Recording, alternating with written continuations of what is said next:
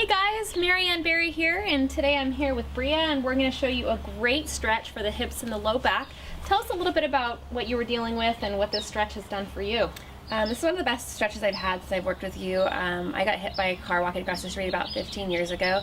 I've had a lot of lower back pain and hip pain, and this one's really alleviated a lot of the lower right and back and hip pain. Virtually painless.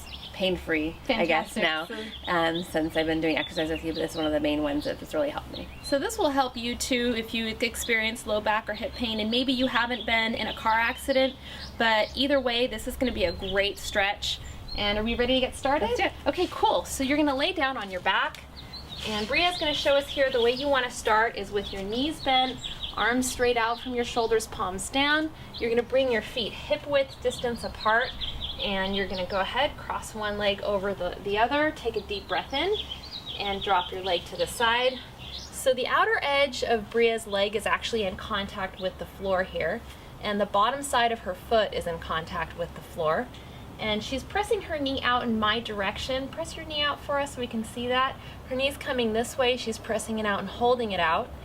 Now I want you to turn your palms down, spread your fingers, flatten your palms to the floor, and as we can see, as Bria is breathing, her belly is rising up towards the sky, you're going to be probably inside towards the ceiling where you are. And breathing is really important, staying relaxed through the upper body, the shoulders. This is a 1 minute stretch, 1 minute on each side, and your goal is to press the knee out until this leg right here is perpendicular with the floor.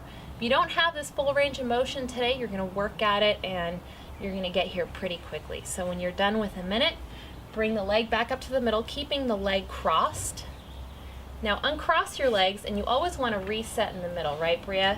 So Bria's bringing her feet back to hip width distance apart. You can show us what that looks like here. Spread the heels, and now her feet are about 6 inches wide. That's where you want to be. Knees are in line with the hips. Hips are nice and straight, and go ahead and switch sides here. So her ankle bone is just above her knee. Take a deep breath in. And watch as this foot stays still and the outer edge of her leg comes all the way to meet the floor. The bottom side of her foot comes to meet the floor. She's turning her head in the opposite direction and her palms are flat down to the floor. So I want you working actively on pressing your palms down into the floor, flattening the fingers. So this is just as much for the shoulders and the upper body as it is for the hips. So remember, everything is connected.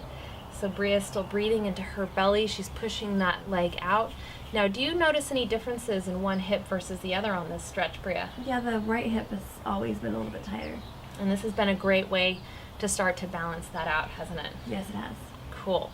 So Bria is breathing. She's doing a great job of pressing that knee out, getting her knee right to perpendicular with the floor.